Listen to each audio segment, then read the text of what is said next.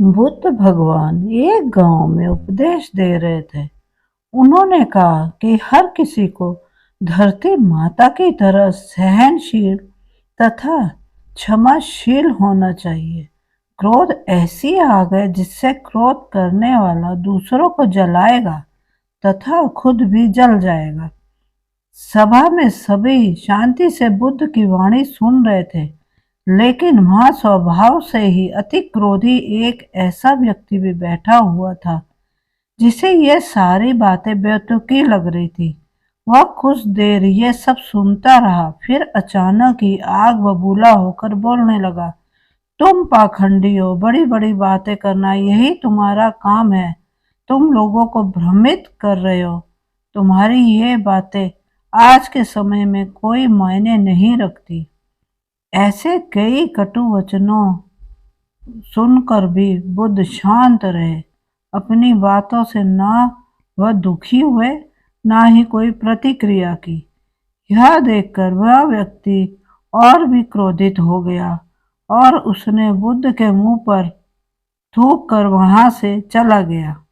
अगले दिन जब उस व्यक्ति का क्रोध शांत हुआ तो उसे अपने बुरे व्यवहार के कारण पछतावे की आग में जलने लगा। वह उन्हें ढूंढते हुए उसी स्थान पर पहुंचा, पर बुद्ध कहाँ मिलते। वह तो अपने शिष्यों के साथ पास वाले एक अन्य गांव निकल चुके थे। व्यक्ति ने बुद्ध के बारे में लोगों से पूछा और ढूंढते ढूंढते जहां बुद्ध प्रवचन दे रहे थे वहां पहुंच गया। उन्हें देखते ही वह उनके चरणों में गिर पड़ा और बोला, मुझे क्षमा कीजिए प्रभु। बुद्ध ने पूछा, कौन हो भाई, तुम्हें क्या हुआ है, क्यों क्षमा मांग रहे हो? उसने कहा, क्या आप भूल गए, मैं वही हूँ जिसने कल आपके साथ बहुत बुरा व्यवहार किया था। मैं शर्मिंदा हूँ, मेरे दुष्ट आचरण की क्षमा याचना करने आया हूँ।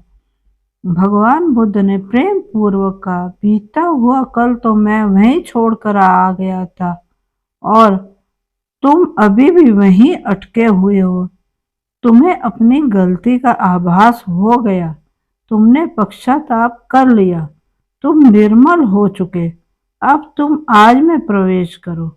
बुरी बातें तथा बुरी घटनाएं याद करते रहने से वर्तमान और भविष्य दोनों बिगड़ते जाते हैं।